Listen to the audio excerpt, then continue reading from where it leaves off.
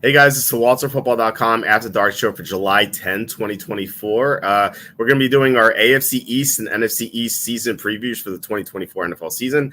And it's a special episode, and we'll explain why later. But before we get to the introductions, please hit like, subscribe, comment below, share this video, visit the link in the description for the merch store. As you can see on the screen, we have a ton of t-shirts here. They're all relatively cheap, $18, $19 for high-quality t-shirts that you can wear forever. I mean, Cassandra has commented repeatedly that Cassandra's had these shirts for years and there have been no wear and tear on them. I've had the same experience. I've worn some of these shirts for 4 or 5 years, and they've been great. And they're in this economy, $18, $19 for a high quality shirt is pretty good. As you can see on the screen here, I'm wearing the November is Sloth Month t-shirt, but August is approaching soon. It's, like I said, July 10. Which means August is around the corner, and you can get your Gluttony Month t-shirt here, $19.55. In this economy, pretty good price for a high quality t-shirt. So yeah, that would help support the show. Also, you can support the show with super chats, super stickers. You guys have been so awesome with your contributions. John Sanders, Slew, primarily recently. Kevin Kovac has been awesome with his super stickers. Germ, Degeneron, you guys have been so awesome. I just really appreciate it. Like I always say, YouTube ads pay nothing. I wish they did, but they don't. So the super chats, the super stickers are really like the main cog that keeps this show going. So if you guys want to keep the show afloat, just keep considering doing that. Also, you can buy my book on Amazon. It is called Jerks of the College Years. It is like Jerks of the Week, where I make fun of people around the neighborhood or at the gym or at the supermarket. Here, I made fun of people I ran into at Penn State. I went there for 6 years. So as you can see here by the screen, by the cover, I ran into some very weird people. So if you like Jerks of the Week, you'll like Jerks of the College Years. So without further ado, we have Jacob Camenker from the Sporting News. Jacob, how are you? I'm doing great. I am glad to be here talking about the AFC East with you. We were talking before we got started that it has been 6 years that we've been doing this together now. Hard to believe. We were reminiscing about my first bold prediction in week 1 when I came on as the full-time co-host and had, was very confident that Matt Ryan and the Falcons would beat the Vikings. And the Falcons got pummeled in that game. And I think I said I put like 3 units on the money line, and that was terrible advice. So, looking back at that, seeing how far we've come together is kind of crazy, man. Yeah, it's been a wild ride. That game, I actually forgot about that game until you brought it up. It was 28-12. Dalvin Cook went nuts. But yeah, I mean, we've had some great calls as well. I brought up that we placed in the Super Contest in 2020. I think we got like 85th place. We needed a 5-0 in the final week, and we got 5-0. So that was pretty sweet. So yeah, it's been it's 6 years. It's a long time. Yeah, it is. And I suppose I should just get this out of the way to get started, huh? You think that's the best way to do it? It's your call. Go ahead.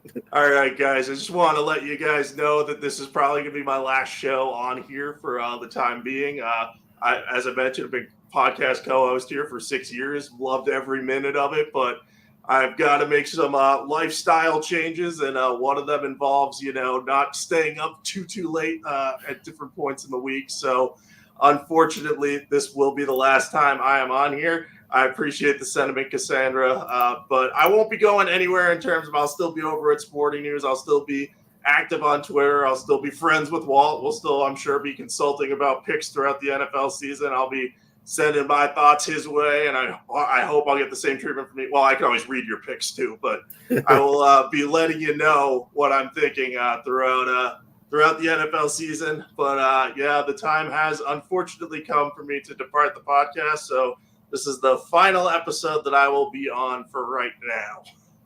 Yeah, this is it's devastating news. You told me a couple weeks ago, and I've been kind of like racking my brain trying to figure out like who's going to replace you, and just I don't know. I'll put some feelers out there, but it's going to be super difficult to replace you. I don't think I ever told you this personally. I've told other people on the show. I don't know if you've listened, but when I had you on for the first time, you were replacing Kenny, who was my picks co-host for about 3 or 4 years, I think. Kenny had to stop talking about gambling. So you were the second person I asked. I asked Charlie to come on, but I asked Charlie if he gambled. And he said no, just on like just draft stuff, but he doesn't gamble on like picks. So I thought, okay, who else could I get? And I asked you after that, and so you came on as the co-host for the first show in week 1 of 2019. And so I didn't know what to expect really. I mean, I read your work and I was a fan of it. I just didn't know like how you'd be on the show. And I can't remember the first game we talked about. It was obviously the Thursday night game for 2019. I don't even know what it was, but. We discussed it, and I set the line. I'm like, hey, Jacob, what do you think about this game? And I had these bullet points. I had like all this stuff I wanted to get to, and man, you said everything I wanted to say. And I was like, oh my god, I have nothing. I have nothing left. Like you were phenomenal all these years. I loved having you on. I always look forward to Tuesdays. Having you on as the co-host on the show, and you will be missed. You said though, occasionally maybe as a guest host once in a while. So hopefully that occurs. But you will be like dearly missed, and it's going to be great, huge shoes to fill. I really don't know where we're going to go. Might be a revolving door to start until I find someone, like you said, the Jeopardy model before I start recording. So it is it's rough news, and I'm saddened by it. But it's something that had to happen, and we will move on. But I'm going to enjoy this last show. Yeah, let's relish it, guys, because I am raring to talk about these divisions, and I hate to drop the big news at the beginning and then go into it, but I figured it was better than us getting through our show and coming in at the end and then leaving on the bad note. I always like to start with the bad, then go to the good. So we still got one whole show, and let's hop to it, man. Yeah, for sure. We've had some comments. Cassandra said no. Quacky says, we love you, Jacob. We will miss you. That's 100% true.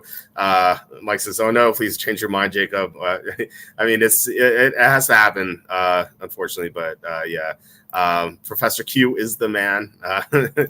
Quacky says, just don't replace Jacob with the duck guy. Oh, wait. No, you can handle it, Quacky. We love you, man. Well, the thing is, like, Tom comes on Thursday, so so we already had Tom, so like we need someone for Tuesday. So, Kinone says, when will the fantasy cheat sheets be updated? June 19th was the last time they're updated. They don't match the positional rankings. They will. That's weird. They don't match positional rankings. It's weird because we're doing this for the first time on WordPress. So I will get this fixed. I'm trying to get the bye weeks loaded. By the end of the week, they'll be updated. It's a new system, so we're getting used to it. This is so sad. Yeah. Kinene says, no, Jacob, the chemistry is so great between you guys. Yeah, that's actually, obviously this is going to be biased, but my mom was like, you and Jacob are always so great together. So, it is. I always appreciate the chemistry. I feel like we clicked right away in our first show. And that was like, again, I didn't know what to expect. I was like, man, after the first show was over, I was like, I had nothing to say, but I had a good time talking to Jacob about these picks. Yeah, we've always had good chemistry, good banter, good back and forth. So it's been a good time. We did click right away. There wasn't much of an adjustment period. Just, my first year learning some of the ins and outs of NFL gambling that you knew and I didn't, but tried to pick them up as quickly as possible. Yeah, definitely. Mega Alexander says, all good things unfortunately come to an end. That is, it's sad. It's true. It always, that always happens. Now Jacob is Walter Football Hall of Fame. Yes. If we had a Hall of Fame, yes, Jacob would be in it. Mega Alexander says, I always thought you guys knew each other really well. We always I always felt like we had great chemistry, as you said, but we actually never met in person, which is funny. Hopefully that changes one day. It'll change someday. I can guarantee. I pretty much can guarantee that. Okay, good.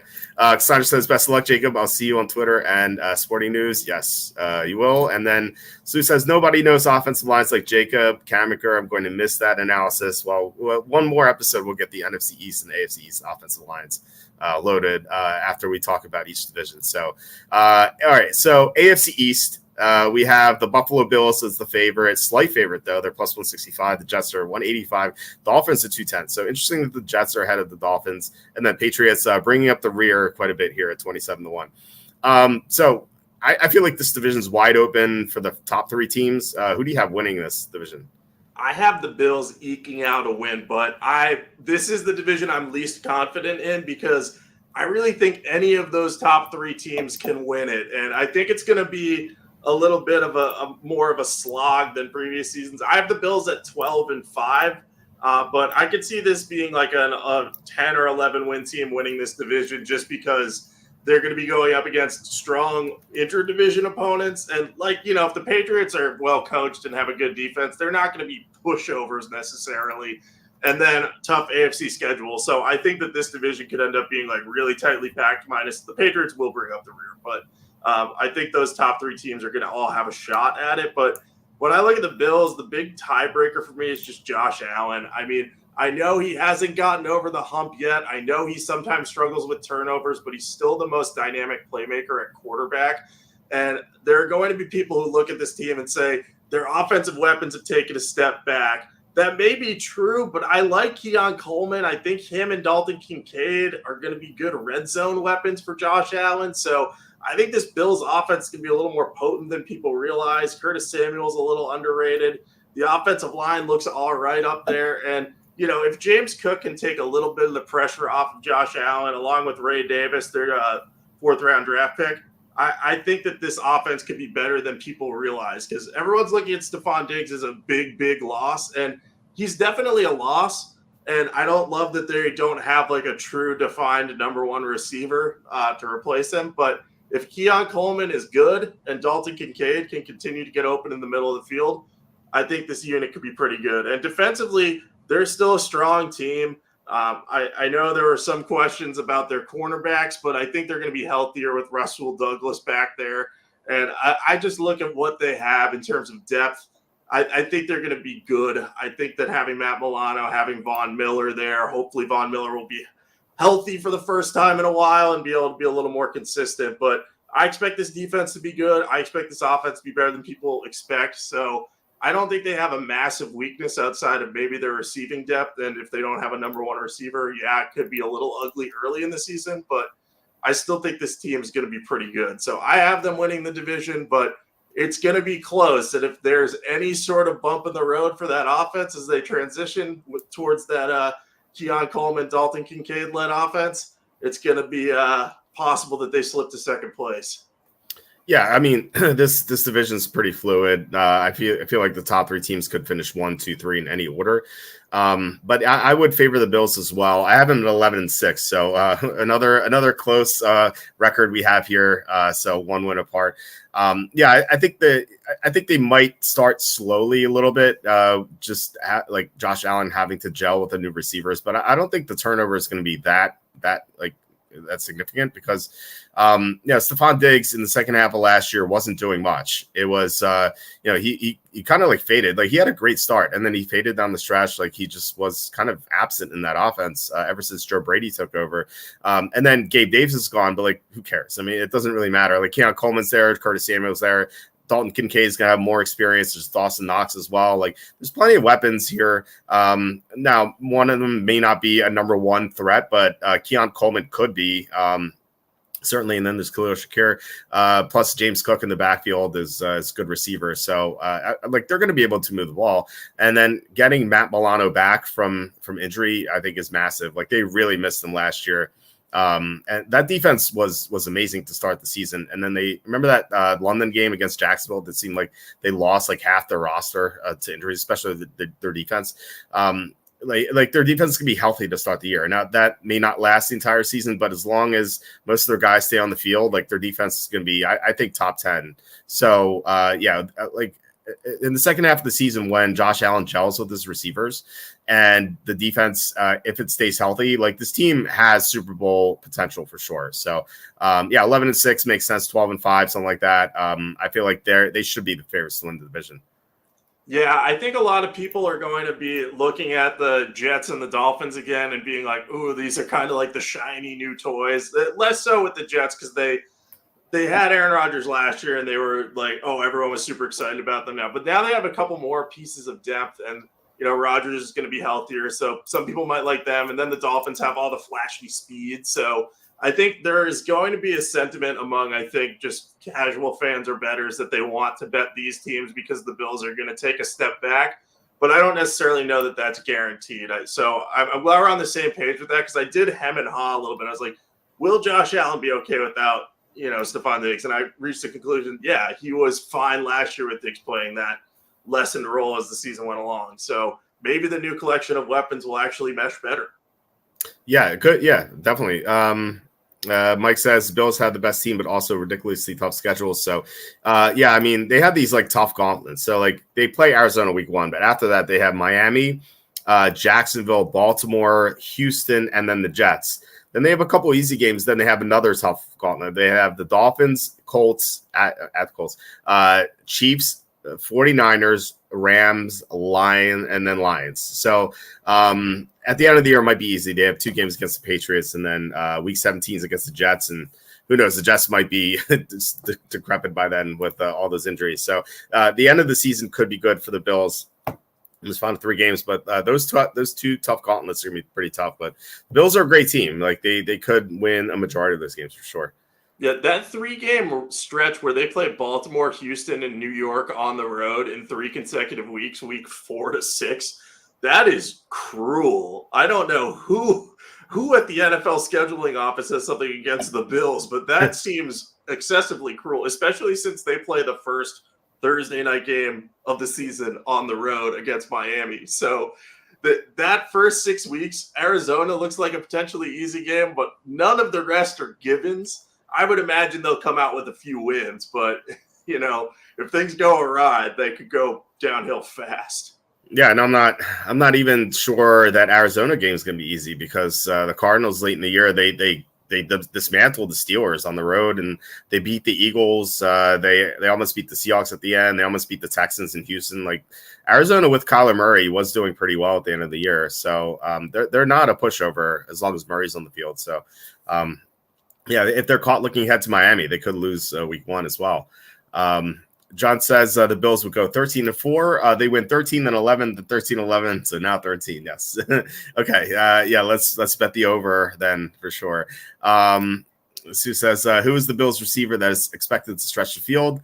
We have MBS, Gulp, Hamler, and Samuel. And John says Chase Claypool, KJ Hamler, Andy Isabella. Collection of former second-round picks. Yes, they were once upon a time seen as decent prospects. Yeah, I don't hate the idea that the team signed KJ Hamler just as a flyer. Like I think that could potentially, some of these speed guys just need a big arm quarterback to kind of unlock their full potential. So I like the idea of signing these guys, but as you mentioned, often these guys are like, oh, they were 1 second-round picks. That sounds like a good investment as like reclamation project. And then they usually don't do anything. Yeah. But I think Hamler has some potential at least. Yeah, he was always hurt. So maybe he can turn his career around. We'll see. John says there's a lot of anxiety about losing Diggs amongst Bills fans here because he didn't become elite until the Diggs trade before the 2020 season.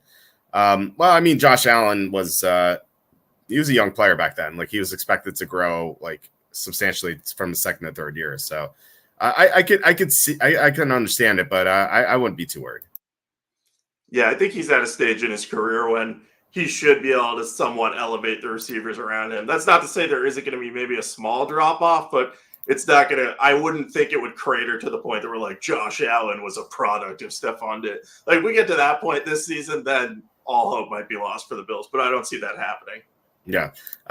Bryce asking, are we sure Brady's a good OC or did Buffalo catch teams unprepared with the midseason OC switch? Yeah, I mean, they may have caught some teams unprepared, but I always thought Joe Brady was he did a good job in Carolina, I thought. And now in Buffalo, he did a good job. So there's a trend there, plus like his college pedigree too. So yeah, it's always fair to question that, but I like Joe Brady. I think he's always at least an upgrade over what they had before with Ken Dorsey.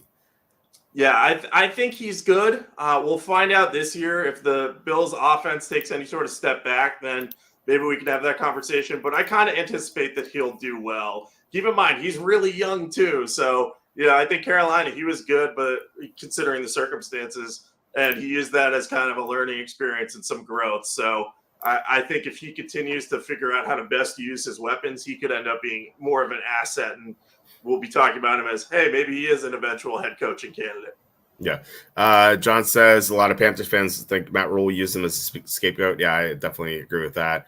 And then such as I'll pick Andy Isabella in honor of Jacob, the Massachusetts product, of course. Yep. You gotta love my UMass guys. There aren't a ton of them in the NFL, but Andy was one of the highest drafted ones in recent memory. Yeah. All right. So if the Bills don't win this division, if they suffer injuries or Josh Allen can't match with the receivers, who do you think will take the AFC East? Yeah, so it's a coin flip between the Jets and the Dolphins, but I'm favoring the Jets just because, and it feels like we say this a lot with teams, but if the Jets stay healthy, they're a legitimate Super Bowl contender. Now, this team has so many injury risks all at once, and I don't hate that they've done this because Aaron Rodgers is 40 plus years old at this point. His time to win is now. I know he's coming off of a severe injury. But you got to just surround him with as many weapons as possible. So getting Mike Williams, getting Tyron Smith to kind of fill that need for a second receiver and a left tackle, I think that was really smart of them. And just generally speaking, their rebuilding of the offensive line, getting veterans like Smith and then John Simpson and Morgan Moses from Baltimore to fill in kind of the holes they had up front, I think that could end up being really a saving grace for Rodgers because he will be better protected this year. That's not to say he's going to be perfectly protected, but it should be significantly better than what he had for those 4 snaps last year when he was constantly under pressure. So I like the offense from that perspective. They have a ton of upside. They have a ton of weapons with Garrett Wilson, Mike Williams, Breece Hall, even the tight end room. Tyler Conklin is solid enough. So I think that there's a lot of weapons that Rodgers has to work with. So if that line in front of him holds up, that offense could be solid. And then we know the defense is going to be good. The defense was one of the best in the NFL last year. You can make the case they weren't the best. The Browns would have something to say about that. But, I think you're splitting hairs trying to determine which one is better. They got Hassan Reddick via trade from Philadelphia. The one thing about that will be they need to make sure that he's under contract. But he should be able to get plenty of pressure with this defense. And the secondary is just elite. Sauce Gardner is incredible. DJ Reed is a really strong player too. So you just look, every level of that defense has playmakers, and they have solid depth in most areas. So I think the defense will keep them competitive. And this sort of reminds me, it's not an apples to apples comparison, but the Buccaneers, the year before they got Brady and went on that Super Bowl run, they had Jameis Winston at quarterback, and he wasn't terrible, but he turned the ball over way too much. Once Brady was plugged in and the turnovers went away, he was worth probably 3 or 4 more wins than Winston. Given what the Jets had at quarterback last year with Zach Wilson and Tim Boyle at times playing the quarterback position. Again, Tim Boyle started games for the Jets last year. So long as Rodgers can stay on the field, he will be a marked upgrade over both of those guys. If not him, Tyrod Taylor, huge improvement over them. If not him, Jordan Travis, probably better than them. I know all 3 of those guys have injury concerns, which makes it a weird quarterback room to put behind your 40-year-old guy coming off a severe injury. But, so long as one of their quarterbacks stays healthy, I think they can be a playoff team. And I do have them making the playoffs. I have them at 11-6. They could overtake the Bills. They could finish 3rd in the division. I really don't know, but I have, if all goes well, this team should be a playoff team. Yeah, for sure. I also have them at 11-6. So another identical record here. No surprise at all. Yeah, I mean, you said it perfectly. They have all the upside.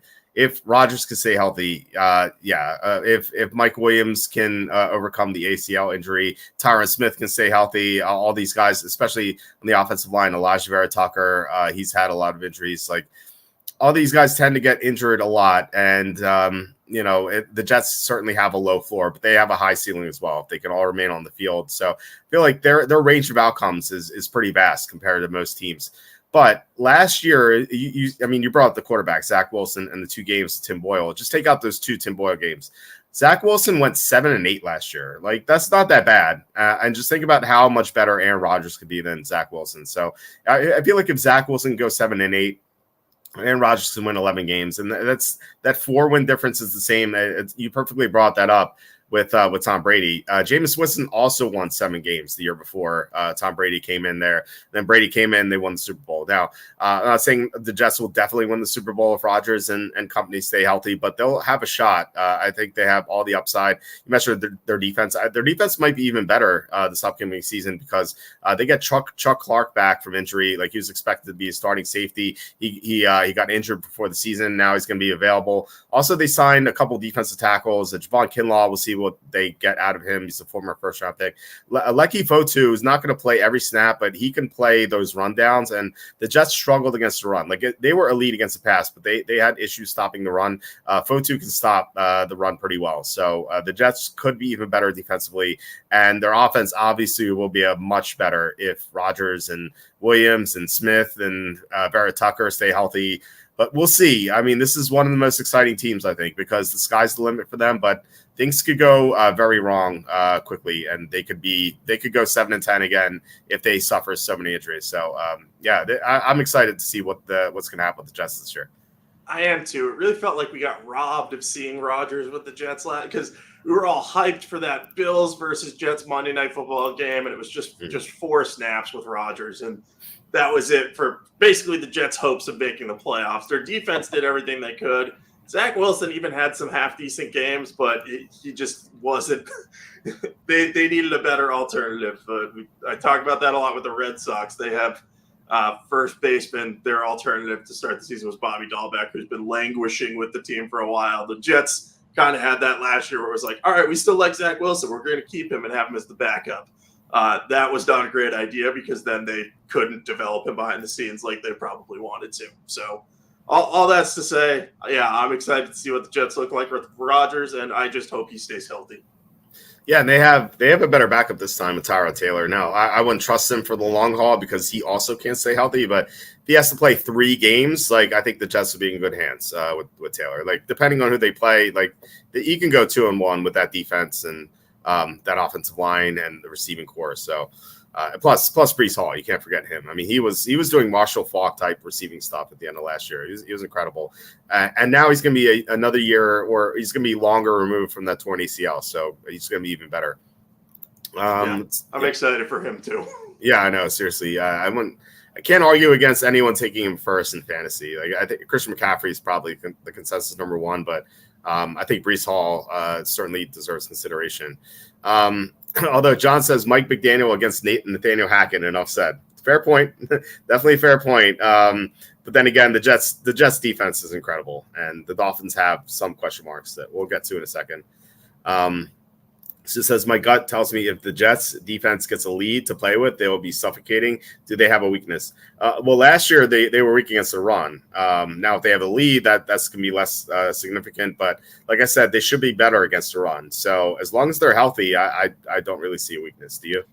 No, it's really hard to find one. Their starting unit, there's no one player you look at on their starting unit and you say, all right, this is a guy we can attack. And there's no unit collectively where you look at the starters, you look at the depth, and you say, all right, this could end up being a weakness really easily without any sort of injuries. And injuries are going to happen, so we just got to hope that everyone on the Jets stays healthy, or at least their key players do. But, so long as like Sauce Gardner and CJ Mosley and Quincy and Quinnen Williams stay healthy, those guys, I mean, this defense should remain playing at a pretty high level. Yeah, it's definitely true.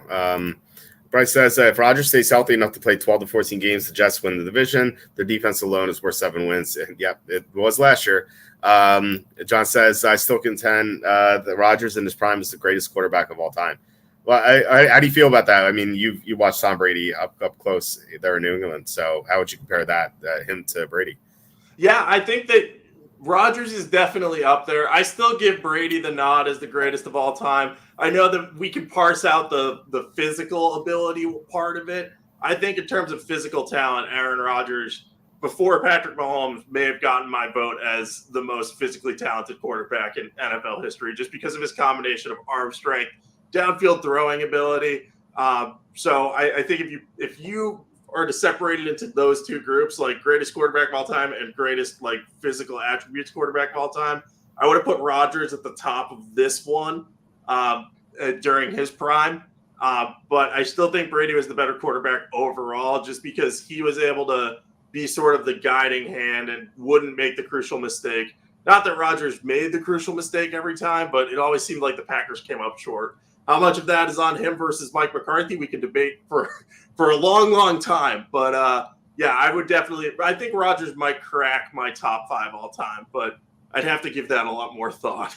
You know what's wild is that, remember, it was always Brady versus Manning, that debate. And then Manning retired after 2015. If you take Brady's career after Manning retired, like, that is one of the best quarterback careers of all time. It's just like, just ignore what happened before then, because that's what he won 4 Super Bowls before, and then 3 after.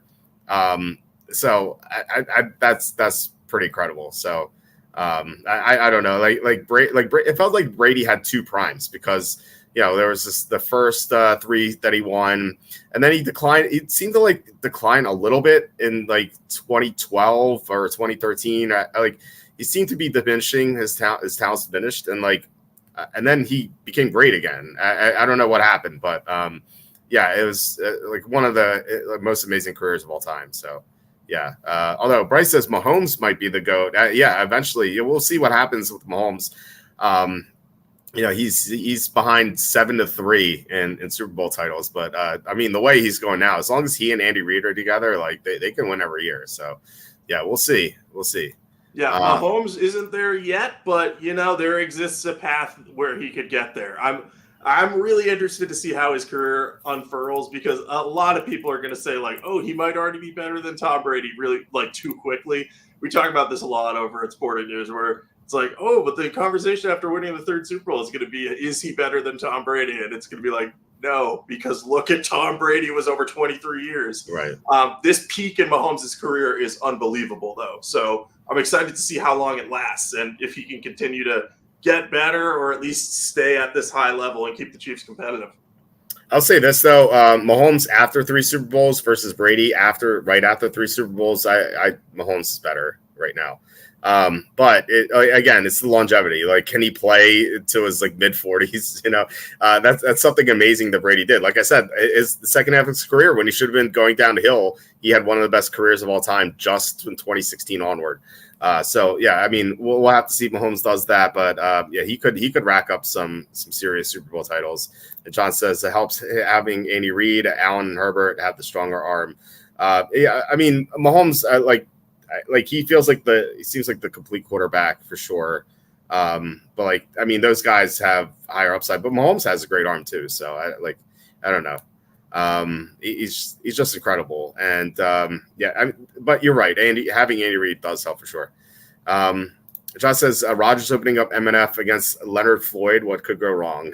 that game could get ugly. We'll see. We're not going to get a chance to handicap it, but I don't know. I'm leaning toward the Niners at the moment. I know Tom agrees. So I don't know how you feel about that. Yeah, that would probably be my lean, though. Brock Purdy against the Jets defense might not be the easiest, but he'll probably have all his weapons healthy and Trent Williams available. So, yeah, I think the 49ers would have the early edge in that game in my mind. Yeah, we'll see how the Jets' run defense is against McCaffrey. That'll be the test for sure. Sue says when things aren't going right, Rodgers has that great pissed off look. Yeah, Mahomes has that too. Remember, this is back in 2020 or 2021. Mahomes is he's going against the Jets, and that was one of the years that the Jets were terrible. I think it was 2020. And Mahomes was he was oh, I can't believe in the one of the press conferences on Wednesday, he was I can't believe the Jets passed on me. He looked so pissed. Oh my God, this guy's going to light up the Jets, and he did. And he had no reason to try hard against the Jets that year. The Jets were horrible. And it was, I forget what the final score was. It was 52-13 or something. He just killed them. So that was the game where he counted on his hands how many players were drafted before him during that game. I think he did that against the Bears too. He has that chip on his shoulder that you love. So he's incredible. For sure. Yeah, John says Cutler's body language was the GOAT. I miss Jay Cutler. He's always so much fun. Stanley says, hey, Walt, Jacob, have you watched Hard Knocks Giants all season? I have never watched Hard Knocks. Some people can't believe that, but I'm I don't know. I mean, like football is my entire life, like with work and everything and watching all the games. Like if I have like some downtime, I'm not going to watch Hard Knocks. I'm going to catch up on, the new Game of Thrones series, House of the Dragon, or watch some other shows, or hang out with my friends. Like I'm just not going to watch Hard Knocks. That like the non-football stuff just never interests me. Yeah, no, I'm in a similar boat. I watch clips of it because I sometimes have to write about it for work, but I think I've watched one full episode only once, and that was because I was working a night shift and they told me I had to watch it.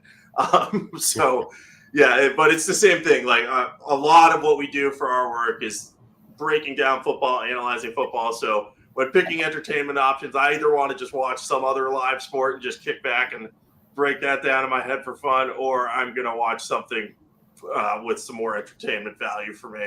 Yeah. Well, John says the off-season Hard Knocks is actually interesting, different angle. Okay, yeah, maybe I'll consider it, but I don't know. Cassandra says, I'm with you, Walt. Never seen Hard Knocks. Don't even like sports movies.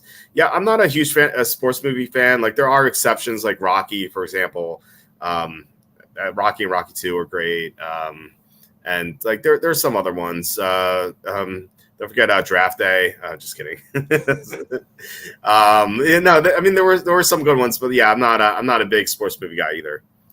Yeah, I like some sports movies, but I think a lot of it is the ones I watched when I was a kid, like The Sandlot, like watching Field of Dreams as a teenager with my dad. Moneyball's another good one. I remember watching that. Like those ones are good. A lot of the ones I like are baseball movies. I don't know what it is about that. But like if I'm choosing to watch a movie now, like 90% of the time, I'm like, I don't necessarily want to or need to watch a sports movie. Yeah, it's hard because like a lot of it's just like so unrealistic, but like they have to appeal to like the normies, So it's I don't know. It's always tough. I feel like they're never that well done. So, but yeah, let's get to the Dolphins here. I feel like they're very similar to the Jets because they have a ton of potential. They can look amazing at times. Like remember that 70-20 game last year against Denver in week 3. Like they can look incredible when they're on with their top of the game.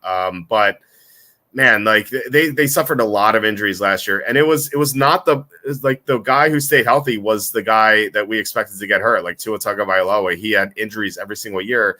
And then last year, he finally played all 17 games, but like everyone around him got hurt. Like the entire front seven was missing in that playoff game against the Chiefs. Tyreek Hill was injured. He played, but he was not quite himself. Teron Armstead always gets injured. Like this team has severe issues staying healthy. And that was with last year, like Tua being on the field for 17 games, which you just can't really count on. So I expect Tua to miss some games this year. Which could be like very damaging. Obviously, you can't miss Tua, and like again, like last year in the playoffs, they're missing a lot of their players, and they just got like thwacked by the Chiefs. Like they just couldn't hang on. Like Mike White is their backup, and I like Mike White. He's okay, but he can't lead the team deep into the playoffs. He's like Tyrod Taylor, where like it's 3 or 4 games you could be fine with him, but if Tua gets hurt at the end of the year, like he did the previous year in 2022, they're going to be in a lot of trouble. Again, with Teron Armstead, you can't rely on him to stay healthy. Tyreek Hill's now on the wrong side of 30, and then defensively, like I said, the front seven has a ton of injury risk. You have they did sign Calais Campbell, which I liked. But still, I can't trust this team to remain healthy. Just something about them. They always get injured. So I have them at 10-7. So they could definitely win the division if everything goes right. But I don't know. I feel like something's going to go wrong for them, which I could also say for the Jets, which is part of the reason why I like the Bills. I feel like they're the safer team, whereas the Jets and the Dolphins have just way too much variance. Yeah, I agree with you. I have them 1 game worse. I have them 9-8. I think they have the widest variance of the 3 teams that we've talked about so far. Because I could see, if the Dolphins stay fully healthy, it's possible that they could go 14-3 or something like that. Because we've seen this offense be the greatest show on surf. Like that was the moniker for the team the first half of the season last year, and I expect they'll come out of the gates fast again. No pun intended, but the speed they have is just unparalleled with Tyreek Hill, Jalen Waddle.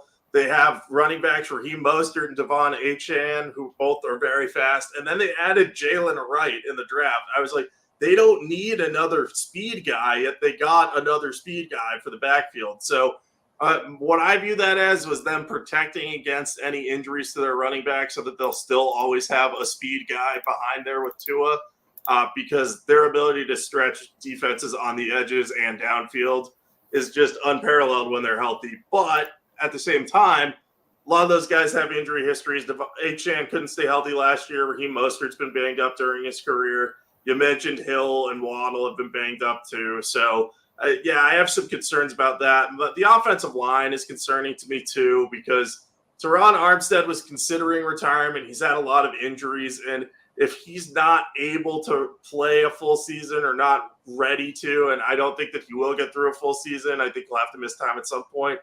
Their top backups are Patrick Paul, who's a high upside but raw second-round pick, and Kendall Lamb, who's been around, but he doesn't excite me as a left tackle in front of Tua Tagovailoa. So all that's to say the offensive line has some issues, and they lost Robert Hunt in free agency too, and I think their guard play and interior line play could suffer as a result. I don't hate their depth. I think Liam Eichenberg as a super sub backup is nice, but they don't excite me offensive line wise. So that's concerning. And then defensively, they just have so many players coming back from injuries. They're changing coordinators. Anthony Weaver's gotten a ton of great buzz. So I'm excited to see what he can do, but I don't know that I'm willing to throw my trust behind him just yet for a team that's defense probably needs a little bit of work. They have a collection of solid players, but I just don't know. Like Calais Campbell being there is probably a huge upgrade, like you mentioned. But if Jalen Phillips and Bradley Chubb aren't at 100%, then they're going to be relying on another guy coming off a big injury, Shaquille Barrett, or a rookie, Chop Robinson, to be their top edge rusher in addition to Campbell. So I just think there's enough concerns with the Dolphins that placing them third seems right. 9-8 might seem a little low. Like I said, they could maybe get 13, 14 wins, but if these injuries strike or if the defense doesn't come together, they're going to be a team that's in a lot of shootouts. And if they lose weapons, that could be problematic. So I'm very interested to see what they do, but I'm not quite willing to back them. I just think there's too much risk. Yeah, I agree. That they have the widest range of outcomes, I think, because the Jets at least have a high floor with their defense, whereas the Dolphins can't really rely on that. They have a good defense for sure, but it's not the Jets' defense. And they have a ton of injury risk, like I was talking about. John asking, are you guys worried about the Dolphins' running back depth? I mean, I feel like they have a lot of depth, but like all the running backs tend to get injured a lot. Like you mentioned, Achane and Mostert for sure, and then they have Jalen Wright, so they have guys. I just don't trust them to stay healthy. Me either. It's asking a lot. Yeah, for sure. Stanley asking, hey, Walter and Jacob, I think Aaron Rodgers is on a decline, and I think Buffalo and Miami will finish ahead of the Jets. I mean, it's fair. Rodgers is going to be 41 at some point this season, so we haven't seen him play really in almost 2 years. So we'll have to see what they have left and what he has left in the tank. But if he can still play at like 85% or 90% of what he was a couple years ago, then I think the Jets will have a good chance to win the division. But yeah, I mean, he could regress for sure. It's a fair thing to wonder about. John asking, when will Tyreek Hill lose the step? I mean, he relies a lot on the speed, so he will slow down at some point. But he was injured at the end of last year, like I was talking about. So now that he's in his 30s, those injuries might start adding up for sure. Sue says Dolphins will be a great summer league team. Harsh, cold weeks of winter and not much. And then John adding, they can only roast their opponents with a magnifying glass one time this year with that BS shade advantage. Yeah, they have, as John mentioned a few times on the show, they have such a great advantage. Like, not only do they play in that hot and humid climate, but the shade that the stadium provides for their sideline makes it like 30 degrees cooler on their sideline than the opposing team's sideline. So that advantage they're only going to have in week 1 against the Jaguars, who are used to hot weather as well. So outside of that, I don't think the Dolphins have a 1 o'clock home game until like October 27 or something like that. So they're definitely losing out on that advantage that they did have last year in week 3 against Denver that, I definitely overlooked when I was backing Denver. Yeah, no, I'm looking at that schedule too. Yeah, their advantage is all of a sudden not there as much, that heat stuff. So makes me like them even a little bit less because they do catch some of those teams when they're less conditioned, and that's a big deal. Yeah. Harami Slayer adding to that, Dolphins have a lot of early road games, not good for their BS. Other team in the sun in Miami, home advantage. Yeah, and also they have some like evening games. The week 2 against the Bills, they play at home at night. They have another night game shortly afterwards. So they don't have that advantage for sure. He says someone mentioned that. Yeah, I mean, it's good to talk about for sure. And like Cassandra says, the AFC East seems like something to stay away from here. Yeah, we'll talk about the odds in a second, but we have the Patriots to get to. This is they're from your neck of the woods, so I'll let you take it away. How bad do you think New England will be this year? I don't think they're going to be terrible. I don't know that they're going to be like the most competitive bad team in the league either. I think they're probably going to be able to keep some games against good matchups close. And then they're going to have some significant losses against teams that they just can't go toe-to-toe with offensively. Like the Dolphins, for example, might be a team that if the Patriots play them at a time when the Dolphins are fully healthy, that might not end as well as we would like it to up here in New England, especially given that Patriots tend not to do well in Miami. All that's to say, I think I like the way the Patriots have built for the future at this point. I think Jacoby Brissett being in there to kind of protect Drake May and give the Patriots an opportunity to say, hey, this guy can start the whole year if he needs to. Maybe we'll throw Drake May in for a few games at the end, but we're going to let you develop behind the scenes. I think that's good because May is young and raw, so that's a sensible choice. Their offensive line, that's a big question mark for me. I mean, they have Chukwuma Okorafor at left tackle there. And, I don't love that. They don't have a true number 1 receiver. They have some good tight ends, which is nice, but I'm wondering whether they're going to be able to rely on the running game enough to get this offense going, or if they're going to have to rely on their defense to carry them again. And their defense should be good. They're going to need Christian Gonzalez to stay healthy, but they have a lot of good defensive backs. They have some good linebackers. Pass rush, maybe not as much. They have Matthew Judon. Outside of him, they could use another higher end edge guy, but we'll see if Keon White can become that. The biggest issue for them there is we need to see how Gerard Mayo and DeMarcus Covington have this unit playing with Bill Belichick on, because this could be a situation where like 4 weeks into the season, we're like, oh dear God, Bill Belichick was responsible for the success of that unit by a lot. Or this could be a situation where we say, oh, okay, Gerard Mayo has done a pretty good job of keeping this unit playing at an above average level. And I think Patriots fans would be happy with that. But I don't think the Patriots have particularly high ceiling. They do have a low floor, but I expect them to still be competitive on occasion. I have them going 6-11. That's tied for the second worst record in the AFC in my current projections. But I think they're going to be in that Titans territory where they might be able to win some games that you wouldn't think they would. They might cover some spreads that you wouldn't think they would normally, but their ceiling is just capped by some of their weaknesses. This is tied for our biggest disagreement. We had Atlanta. I think I had them 7-10. You had them 10-7. But yeah, I have New England at 3-14 here. So another 3-win disagreement. So I just look at this team and like they went 4-13 last year with Belichick. Like I feel like there has to be a drop off from Belichick to Gerard Mayo. Now maybe Gerard Mayo will be a great coach someday, but like year 1, like is it going to be as good as Belichick? Like I can't trust any coach to be nearly as good as Belichick in year 1. So I don't know. I worry about the drop off in the defense. Now they do get, like you said, Christian Gonzalez comes back. He only played a handful of games.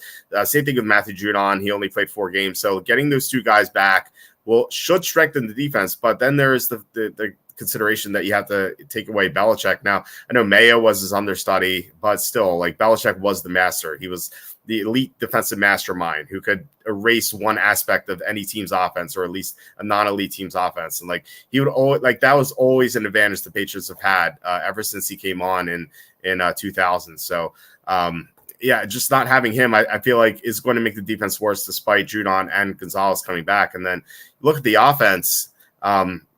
I don't expect Drake May to be ready. Like Brissett's going to start, it sounds like, week 1. And I like Brissett when he's surrounded by good talent, but he's not here. Patriots offensive line is a disaster. You have Okorafor starting. You have Cole Strange is injured. City So's going to start. Like this could be a disaster. You said they have no number 1 receiver. I don't even think they have a number 2 receiver. Like we'll see what they have in Jalen Polk. Javon Baker said he's the best receiver in the draft. We'll see what happens with him. Ramondre Stevenson's not going to have great blocking. Man, I just think this team looks bad to me. Like I feel like 3-14 is about right, but I don't know. Maybe things will click. If Mayo's a great coach, then he can eke some wins out for sure. But I'm pretty pessimistic about this team. Yeah, I think that's fair. Like I said, they have a low floor. I think my projection is just I'm anticipating defense taking a step back, but I think that getting Judon and Gonzalez back is going to help them a lot more. But, like I said, it's going to depend. Like 4 weeks into the season, we can be like, oh, man, Bill Belichick really was the defensive mastermind here. So I can see the case for what you're making. I might be seeing this through rose-colored glasses, especially this last year was really bad for the Patriots. So I'm kind of thinking, in my head, I have it like they're going to be better this year because they've added some talent. But your point is well taken that the defense isn't necessarily guaranteed to continue playing at a high level without Belichick there. Maybe Mayo can keep it going, but that's the big wild card with this team. Now, I wouldn't recommend betting this team at anything. Like I have them at 6-11. I would not bet their over win total. I would not bet any of their win totals because I think this team could be really frustrating. So I totally get where you're coming from there. Yeah. We'll see what happens. Mayo is the big question mark. We just don't know how he's going to coach. And John even saying if Belichick went 5-11 in his first season as the Patriots coach. So yeah, I mean he wasn't even the elite coach until he started, and he already had experience in Cleveland. John says all it takes is one player to die on the field, and Goodell might have to take action. He's referring to those Miami games. Maybe he is taking action because the Dolphins don't have that many early games this year at home. That could be part of that. John saying the Stevenson signing was really smart when you have no skill whatsoever at receiver.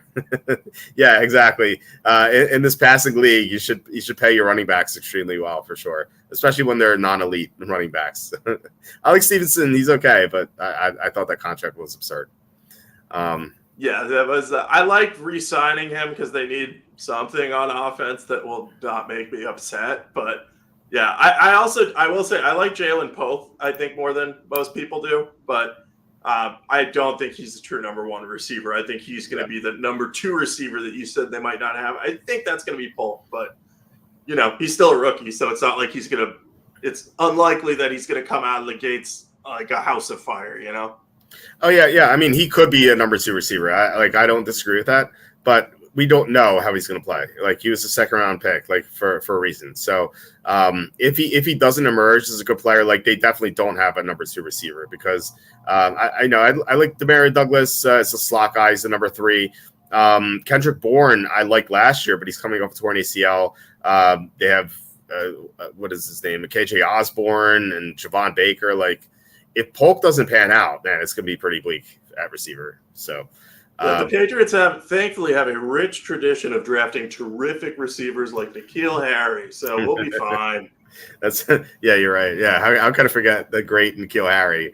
That Sue says Patriots should hire Matt Patricia as special consultant after they come home from Europe 0-7. Yeah, it's a great way to tank for sure. All right, so we have the odds here. As I mentioned before, Bills plus 165, Jets plus 185, Dolphins plus 210, and then Dolphins and Patriots at 27-1. Any leans on betting here, or are you going to avoid this situation? I'm probably going to avoid this situation. If you had to ask me to pick one, I think the best one to bet would be the Bills because they seem like the safest. If Josh Allen stays healthy, they will have a chance to win the division. You can't necessarily say the same for the Jets and the Dolphins because if the supporting cast around their quarterbacks get injured, I think they're going to have a tougher time staying competitive than the Bills will with Josh Allen. So that's just my 2 cents on it. But, man, this is probably one of the more wide open divisions in the NFL. So I probably will steer clear of it. Yeah, I wouldn't bet anything either at the moment. However, this is something to monitor as the season goes on. And like I said before, we're going to do this a lot more this upcoming season. So the Bills right now are plus 65, but Arizona is going to be a tougher game than they expect. Plus, there's a look ahead to Thursday. So if they lose that game and then they lose to the Dolphins, you're going to get a great price on the Bills. So that I'm hoping the Bills start 0-2 so I can bet them to win the division. So that's something I'm going to look out for. Just live bet this if you get a great number on one of these teams. But yeah, at the moment, just no interest at all. Yeah, I think it's the right move. I like that idea. Even if they start 1-1 and the Dolphins offense looks unbelievable, that will juice the Dolphins in front of them. So people will be very excited to back them and not as excited to back the Bills. Yeah, you're right. All right, so Super Bowl odds. We have Bills 15-1, Jets 20-1, Dolphins 24-1, and Patriots 250-1. Any leans here? Bills at 15-1 seems like a higher number than usual. What do you think? Yeah, that seems like, based off what we've seen in recent years, they've been kind of around where the number on the Ravens currently is, which I think is it still plus 950? Yeah. So the Bills were at that stage the last couple years. So 15-1 seems like a good option for them. I would consider betting them, but I think I might wait for the very reason you just said. If they start 0-2 or 1-1, and again, if the Dolphins look like crazy good, out of the gate, like I expect they might, their odds will shorten and the Bills' odds might lengthen to 20-1 or so. So I think you might be able to get a better number on them. If you like the Jets or Dolphins, I have no qualms about taking those numbers either. But the injury risks with both teams they kind of scare me away. I'd almost need to get 25 to 30-1 value on the Jets and 30-1 value on the Dolphins to feel confident in them. So if I bet any of these teams, it'll probably be the Bills. And no, I'm not betting the Patriots to win the Super Bowl. Hopefully that will happen at some point, but I don't think it will be soon. No, I don't think so either. John says, I like getting good odds, but as a fan, I'm hoping the Bills start 2-0. Well, I mean, it's about how you finish rather than how you start, right? So if they start 0-2 and you get a great number to bet them, and then they have this great finish to win the Super Bowl, you're going to feel great on every angle. So, I mean, look at the Bengals every year. They always struggle and then they catch fire. So I think that's the better way. Plus the Bills had a great finish last year too. By the way, I had the Bills at 18-1 last year. I bet them after that Monday night disaster against Denver. I agree with what you said. I would rather wait to get a better number, even though 15-1 is not bad. I think you can get something better if they struggle early, which I suspect they might. As they have to gel, like I said, Josh Allen with his receivers. It might take some time for some chemistry to develop. Yeah, no, I like that play. I think if I had to pick one of the teams in the teens to bet, I'd either go with the 14-1 Bengals or Eagles. I think those are better bets than the Bills at 15-1 right now. Yeah, I bet the Eagles at 17-1. They're down to 14-1. I still like that. I think they're the best team in the NFC. Spoiler alert, I guess. As Stanley says, hey, Walt, I think the Giants might have a decent secondary this year, but Devontae Banks, Cordell Flotz, Aaron Robinson, Darnay Holmes, and Jason Pinnock, those guys are decent corners for the Giants. I don't know about those guys. I'm not a big fan of the Giants secondary. We'll get to that in a bit. But yeah, let's jump to the the NFC East, and so let's look at the odds. I believe the Eagles are favored, if I'm not mistaken. Yes, the Eagles are minus 120. Cowboys are plus 155. Redskins at 11-1. Giants are 14-1. Again, I just spoiled it. I think the Eagles are the best team in the division and the conference. What do you think? Do you agree? Do you think the Eagles will win this division, or do you think it'll be someone else? I think the Eagles will win the division. I'd be surprised if they didn't based off their competition. This team just doesn't have much of a weakness. Howie Roseman is to thank for a lot of that. He does a really good job filling personnel holes. Last year, the biggest issue for the team was their cornerback position. He went out and drafted Quinion Mitchell and Cooper DeJean, and that's just going to add so much needed speed and youth there. He paid a little bit more than you would have thought to bring C.J. Gardner-Johnson back, but between that and the fact that Isaiah Rodgers is now coming off of the commissioner's exempt list, shout out to another UMass guy. Granted, he's coming off a year of suspension, so maybe university wouldn't like that as much, but another UMass guy there. They have a lot better depth at cornerback this year than they did last year. Hassan Reddick wanted a new contract, so they shipped him out and got Bryce Huff, so solid replacement there. You just look at this defense, it looks different than it did last year. They've filled some of the holes that they have. They've added linebackers, Devin White, Zach Vaughn. So I think that having those guys is going to be a big difference. But Vic Fangio coming over to coordinate the defense, that's really the big thing at this point, because the Eagles lost both coordinators last year and didn't look good. But the defensive side of the ball was particularly bad. I know the offense struggled a little bit, but Jalen Hurts was kind of able to pick them up a little. They needed a big upgrade on defense. I think Vic Fangio provides that. He just does such a good job bringing defenses together. He had the Miami defense playing pretty high level later in the year. So I like the idea of bringing Fangio into this unit.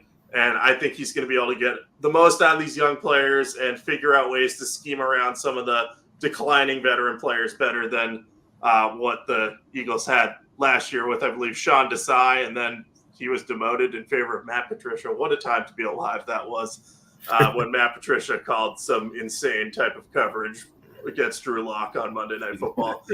Anyway, I digress. The Eagles have a great offensive line. They have 3 really good receiving weapons, if you count Dallas Goedert at tight end, and adding Saquon Barkley. I mean, come on. Like, you have Jalen Hurts and Saquon Barkley in the backfield. That rushing offense is going to be scary. So I don't see many weaknesses with the Eagles. You can maybe nitpick their linebackers a little bit, but I think Fangio finds a way to scheme around it. So like them a lot. There's a reason that they're minus 120 to win this, even with the Cowboys not trailing too far behind. I think that the Eagles are a good pick here.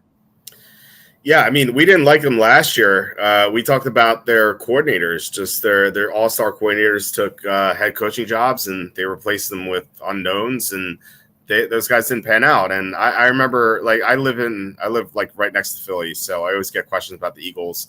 And in the summer, I always talk to Eagles fans, and they'd be like, "Oh, well, what do you think? Are we going to go back to the Super Bowl?" I was like, "No, I mean, they lost both coordinators, so I don't think so." And the response I'd always get was like, "Oh, who cares about coordinators? like come on, it's just so stupid. Like they got hired as head coaches for a reason."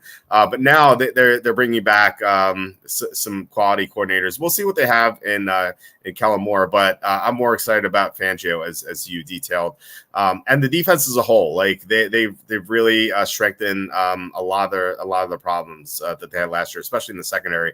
Like Chauncey Gardner-Johnson, you said that the 2 cornerbacks they got early in the draft, and then at linebacker they got Devin White, and like that's going to solve a huge issue that they had when they lost TJ Edwards. Just getting Devin White, just a speedy guy who can cover the middle of the field. Like these are some big upgrades to their defense. So their defense is not going to be they're not going to get lit up by the likes of Sam Howell again, or Drew Lock. Like it's going to be much different this year. And then offensively, like they were great last year, and now they have Saquon Barkley. Like this could be the sort of upgrade that the Niners got. The Niners already had a great offense, and then they added Christian McCaffrey. The Eagles have an unbelievable offense, and they're adding Saquon Barkley. Like this offense, I would be shocked if they're not in the top 3 in EPA all year. And like they could easily be number 1. They still have an elite offensive line. Jason Kelsey's retiring, but they already planned for that. They drafted some young blockers who I feel like they could take a spot. So they still have the 2 talented receivers plus Dallas Goedert, Jalen Hurts, now Saquon Barkley. Like this team is awesome. I think they're the best team in the conference. So I definitely think they're going to win this division pretty easily.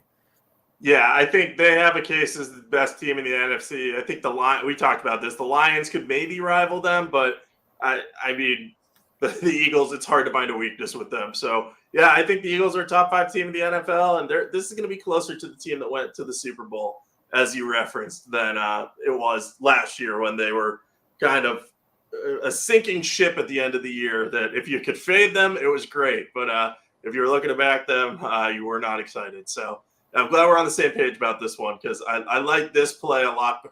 I'm more confident in this than I am anything in the AFC East. Yeah, I agree. I mean, it's AFC East is a jumbled mess with those three teams. I feel like the Eagles are just above and beyond the other three teams. John saying I'm really excited to see Barkley behind a decent offensive line for the first time in his career. Yeah, also paired with a great quarterback for the first time in his career. Now, I mean, you could nitpick Jalen Hurts here and there, but like he's so much better than Daniel Jones. Like it's not even close. So it's going to be exciting to see how Barkley pans out. Wouldn't surprise me at all if he's the number one fantasy player in the NFL. And we get to Dallas here, and some people might be wondering, like, what about Dallas? They won the division last year, and man, I don't see it with this team. Like we talked about how great the Eagles' offensive line is, and the Cowboys have issues with their offensive line. They lost Tyron Smith and they lost Tyler Biadasz. So 2/5 of their offensive line is gone, and like two really good players. And then you look at the rest of it, like Terrence Steele at right tackle really struggled last year. You have Zach Martin's now 34. Like he was one of the top guards in the NFL, maybe the top guard in the NFL once upon a time, but like things have changed.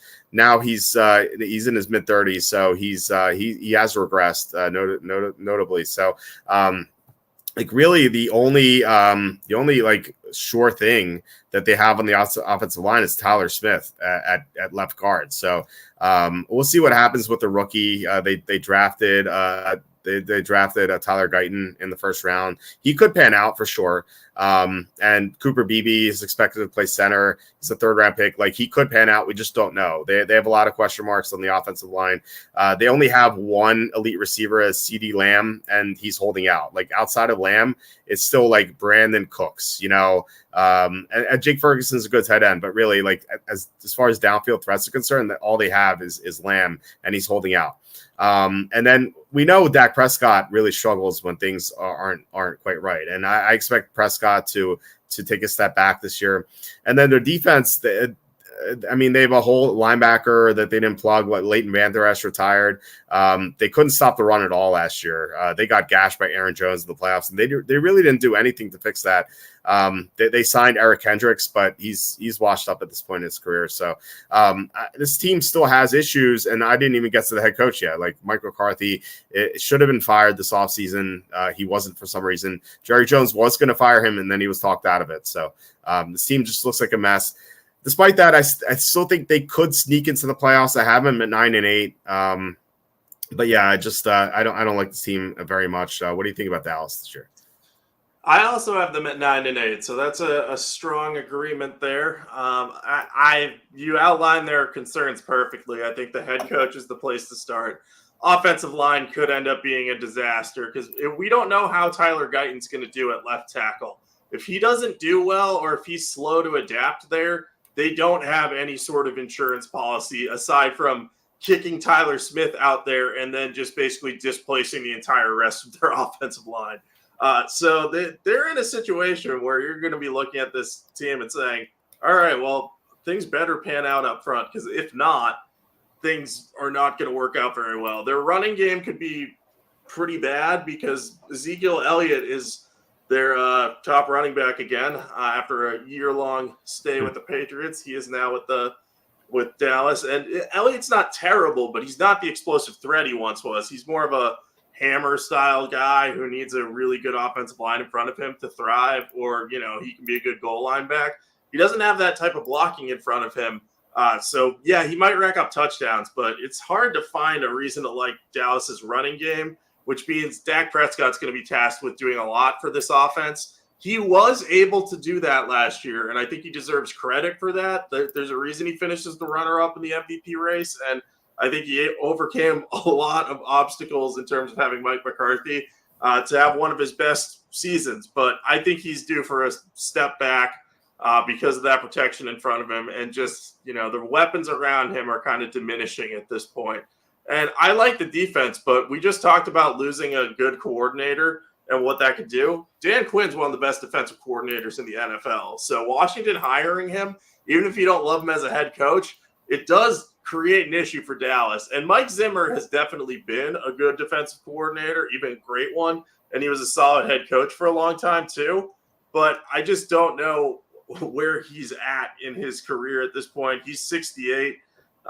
So, is are his systems, which we haven't seen at the NFL level since 2021. Is he going to be willing to adapt to this defense, or is he going to try to put square pegs in round holes with whatever he's looking to do? I think it's fascinating, but I think it creates a situation where Dallas could take steps back on both sides of the ball. And if that's the case, they're going to be battling for a wild card spot. They still probably sneak in because the NFC is so weak, but they're not guaranteed to make the playoffs. So I'm interested to see how they perform, but I don't have a lot of faith in them this year. Yeah, me neither. We'll see what happens with their offensive line. I mean, if Guyton and Beebe are great right away, then I'll be way more optimistic about them. But I still would favor the Eagles. However, Love to Eat says Dallas is going to win this division going away. I really don't see that. I think the Eagles are way too strong. And then Harambe says, man, missing Fletcher Cox could really hurt the defense. Dude was amazing. Well, they have Jalen Carter and Jordan Davis. Like, the Eagles planned for this. They knew Cox was going to retire, just like Jason Kelsey. So they have replacements ready. So, I mean, Fletcher Cox, he had a really good year last year, but he wasn't, like, amazing like he was back in the day. Like, he was 33 last year. So I think, yeah, he will be missed for depth, but I think that the Eagles could definitely overcome his loss. Yeah, I think so. Like you said, a few years ago, it would be a much bigger deal. Yeah. Stanley says, I think the Lions might be the best team in the NFC, then the Eagles and Niners third. What are your thoughts? I think Eagles and Lions are the top two teams. So you could order them either way. I think they're pretty close. I would favor the Eagles, but you could definitely talk me into the Lions. And then I do agree that the Niners are third. Yeah, I'm pretty much lockstep with your order. Man, it's coin flip for me on the Eagles or Lions. I'll go with the Lions just to be different than you, but it's like 51-49. I think those two teams are good. And the 49ers, as we've talked about, yeah, they have some personnel, but if they lose Trent Williams, the wheels could fall off. Yeah. I mean, things could get bad with that offensive line for sure. John says Jerry's going all in with a 2-7 offsuit. Yeah, and he thinks he's playing blackjack too. To add to it, it's I don't understand what he's doing at all. It doesn't make sense. He says NFC East could be the worst division of football. That said, I bank on Dallas. NFC South definitely is the worst division. I can't see how they're not the worst division. I have the Falcons winning the NFC South at 7-10. That's how bad I think the division is going to be. And the Eagles are much better than any team in that division, and I think the Cowboys are better than any team in that division. And I think you could make the case that the Redskins are better than any team in that division. So, the NFC South definitely the worst in my opinion. John says Parsons only getting $2.9 million this year. I wouldn't step a foot on the field until a new deal gets done. I completely agree. I mean, if he blows out his knee, like, he'll never see that much money. So I totally agree with that. And I think, I'm not saying Dak Prescott's doing the same thing, but he's in a walking boot right now, and he was like trying to downplay it. He's like, no, I'm just older now, so things hurt sometimes if I work too hard. I'm like, that's not a good thing going into a contract here to be like, I am wearing a walking boot around. Like, I get he's just trying to protect himself, and he might be fine, but I'm worried about that. It was a little worrying. Love T says Jalen Hurts versus Dak. I would take the latter. I think, I don't know. It's close. Hurts has the better weapons around him for sure. Like that's the thing. Like, Hurts has the better offensive line. He has the better, maybe like a receiver 1 is pretty close, but then look at receiver 2. It's not even close. Like Devontae Smith versus Brandon Cooks. Like, there's no comparison. So, and then you have Saquon Barkley versus Rico Dowdle or Ezekiel Elliott, the corpse of Ezekiel Elliott. Like, it's not even close. Like, Hurts has the better supporting cast. It's not, for sure. And then Love T says, who are the Lions' 2 receivers are really believing in Goff? I mean, Goff was the number 1 overall pick for a reason. Like, he always had talent. It was just like he just wasn't there mentally sometimes, and he always needed great coaching to coach him up, and he has that in Detroit. Like, he has great coaching to coach him up. He has a top 3 offensive line to block for him. He has Amon-Ra St. Brown. He has Jahmyr Gibbs. He has David Montgomery. He has Sam Laporta. Like, they don't have a number 2 receiver, but they have great weapons otherwise. So And John saying Laporta is basically a receiver too. Yeah, basically. So, I wouldn't worry too much about who the second receiver is. And who knows? Maybe Jameson Williams will do something this year. Yeah, he was the 12th overall pick in a recent draft, so he's still got upside. And like you said, even if not, you got Laporta, you got Jahmyr Gibbs who can catch passes. I mean, Jahmyr Gibbs catching passes out of the backfield last year was explosive. So I'm excited to see more of that this year. I hope. I want them to utilize Jahmyr Gibbs in a way that gets the ball into his hands a lot. But I have no issues trusting Goff because his only job really is to make the right decisions. And I think he's proven in Detroit that with the coaching and weapons around him, he has largely made the right decisions. There's a couple down games every now and then, but most of the time he does a good job avoiding picks. Yeah. John says Jameson Williams wouldn't bet on him. He would, but I wouldn't. Yeah. I wouldn't. I don't know. We'll see. I don't think he's a lost cause for sure, but I mean, he has a ton of talent, but it's tough to bet on him right now. And then Sue says NFC East plays the NFC South this year. I don't think that will come out well for NFC South fans. Yeah, that's part of the reason why I wouldn't touch like Dallas Cowboys unders, just because they have an easy schedule, and I think that's part of the reason why I have 9-8. So and then Love T says Lions backfield is legit. Yes, it certainly is. All right, so we move on. We have two more teams here. We have the Redskins and Giants. So let's just say like Eagles and Cowboys both suffer like massive injuries, and like one of the other teams like can step in, win the division. Like, who do you think that would be? I think it's Washington. I mean, I have them going 8-9. They're not that far back of Dallas in my projections. 8-9 is probably Washington's ceiling, but I think Jaden Daniels makes a huge difference for this team, and I think it's going to be potentially Robert Griffin III, like if all goes well. When RG3 came to Washington back in 2013, you kind of saw his dual threat ability unlock kind of the potential that was in that offense. And they went to the playoffs in his first year as a result of it. Unfortunately, he tore his knee up in that game and was never the same after that. But so long as Jaden Daniels can protect himself, massive question, because we saw him numerous times at LSU. Not slide and literally jump into defenders. I would not recommend doing that at the NFL level. But I think if he stays healthy and if he protects himself, I think that his dual threat ability will make this offense a lot better than it is, because you look at the receiving weapons they have. Terry McLaurin is legitimately great. Jahan Dotson had a down, disappointing year last year, but he was pretty good as a rookie. And I think that the changes at head coach might unlock him a bit. I don't love Cliff Kingsbury by any means, but their offense was very bad last year in terms of how it was coached up. So I think they're going to be in better shape. They have Austin Eckler there now to go with Brian Robinson instead of Antonio Gibson. So I think they have a couple legitimate running weapons there. So they've got a lot of weapons around Daniels. The biggest question mark is his offensive line. But I thought they made a couple smart signings, bringing in Tyler Biotish from the Cowboys. He's going to lock down the center position. They got Nick Allegretti from the Chiefs. So the middle of the offensive line looks pretty good right now. So if you can just keep that in order and keep those guys healthy, Jaden Daniels should be able to have enough time to at least make plays or run out of the pocket if he gets pressured. So I think the offense can be better than people realize.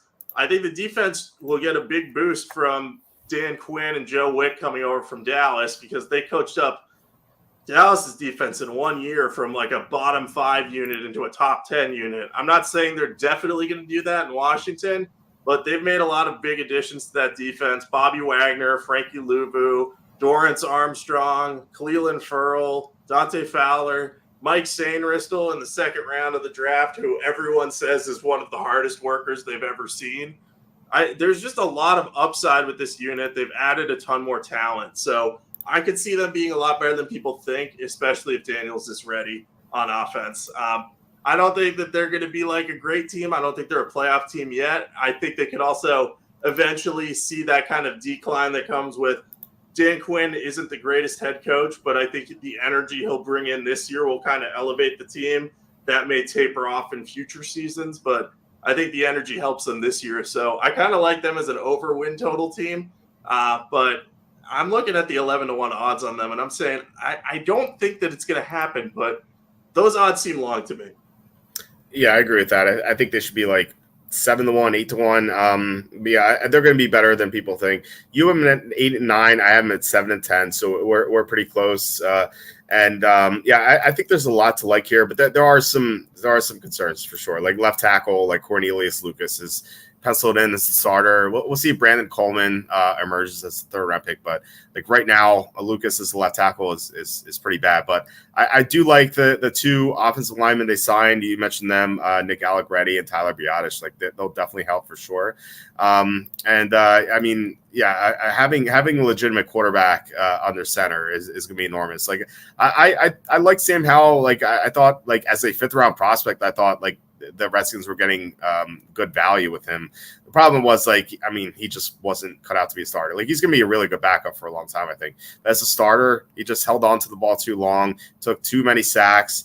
And then like when he was trying to avoid that, he just like dumped the ball off too much. And it just didn't work. And like Jane Daniels is a legitimate NFL talent. And like he'll be able to make the most out of Terry McLaurin. Like unlike last year, like McLaurin had a bad year statistically, but like he just didn't have much of a chance.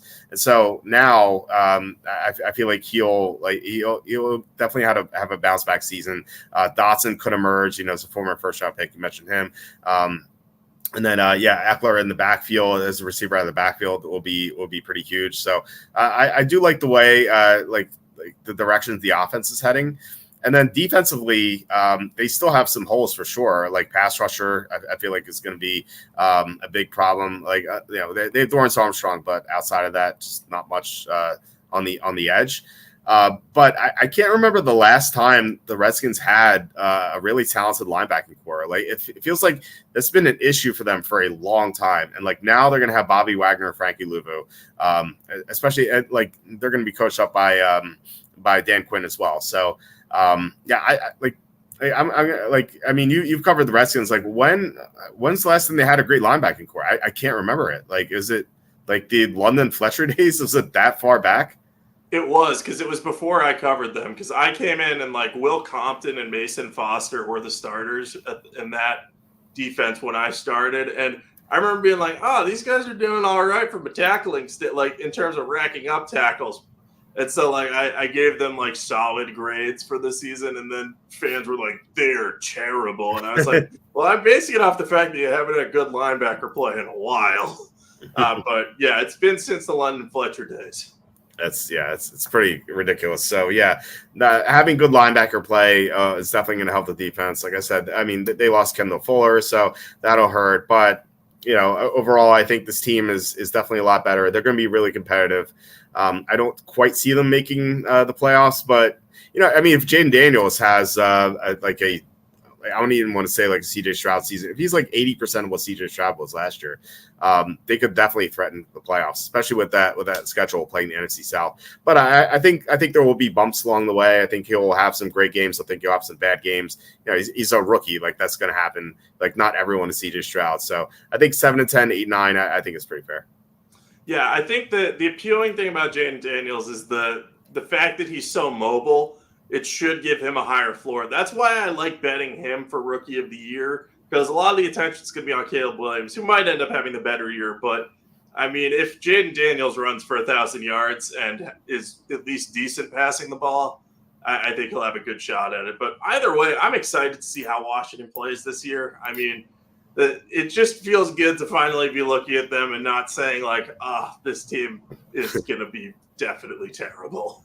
Yeah, they will be exciting for sure. Like they were dreadful to watch recently. Like with Sam Howell, like come on, like the team was just so bad offensively for a long time. But yeah, it'll be fun for sure. Like before Sam Howell, they Taylor Heineke. The fans finally have a quarterback to be excited about for the first time in a while. Let's see here. Santa says, if the Cowboys fire Mike McCarthy, do you think Jerry Jones will hire Deion Sanders or Bill Belichick? I think he would love to hire Belichick, but the problem is Belichick will want like roster control, and I don't think Jerry Jones wants to give that up. I think that's the hang up they have there. So if Belichick's willing to cede that, or if Jerry Jones is willing to cede that, it could happen. I just don't know. It feels like both of them are too proud to do it. Deion Sanders makes sense. A guy to watch out for, and like you guys will laugh, Jason Witten, a possibility as a head coach, because Charlie Campbell reported that Jerry Jones was going to interview Jason Witten as a head coaching candidate. Now, I think that it's more likely that he was just going to do his old friend a favor, because Witten right now is a high school head coach. But Jerry Jones is an old guy, and like, you know, he just might want one of his friends to be the head coach. And you know, that could be Dion, but that could also be Jason Witten. There might be something more to that than what I'm thinking. But yeah, and then that story is legit. Like, he was going to interview Jason Witten as a head coaching candidate. So don't sleep on that. Yeah, it wouldn't shock me if Belichick and Jones come to some sort of agreement where Jones is like, I want to win a Super Bowl, so I'm going to give you the control you need. But they'd have to, I think it would have to be some sort of mutual plan where if Jerry Jones gets to put some of his other friends in place too, and Belichick will just be like, sure, Jason Witten could be my tight ends coach or something like that. Like, right. I could 100% see something like that happening, you know? Yeah. John asking, what happened to the Cowboys defense in the playoffs last year? Did Quinn spend the week interviewing for the Redskins? Well, here's the thing. Like, Dallas's defense had high rankings, but they were so misleading because a lot of the time they had leads, and when they had the lead, teams couldn't run on them. But like when they didn't have a lead in games, like they were run on like pretty brutally. Like that Niners loss that they got blown out on Sunday Night Football, the Niners ran on them like really well. And like in other games where Dallas lost or was struggling, like their run defense was really bad. And their EPA was 23rd for that reason. Like the metrics showed it. Like they couldn't stop the run at all. And then the Packers got out to a lead, and then they just slammed Aaron Jones into that defensive line. The defensive tackles suck on the Cowboys. Like Mozzie Smith was terrible as a rookie last year. Like maybe he'll be better, but so it seems like they still can't stop the run. Leighton Van Der Esch wasn't healthy. Like the middle of their defense is bad. Like their edge play is awesome, but the middle of their defense is so bad, and they didn't fix it. They signed Eric Hendricks. That's the only thing they did. So I don't think it's fixed. That issue is fixed. Yeah, it would take Mozzie Smith making a massive leap for their run defense to make any sort of improvement, probably. And even still, if that happens, like you're dealing with Dan Quinn leaving, so you have a new coordinator. So there's just a lot of room for this unit to kind of be exposed as, hey, there were some holes on this that just people didn't notice. Yeah, exactly.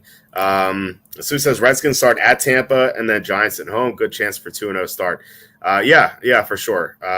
They definitely do. So it's something to keep an eye on. So if you like them at 11-1, I think you might want to bet that now. And then we have the New York Football Giants here, the final team that we're going to preview. And I know the Giants have some fans in the chat, but I just don't see it with this team.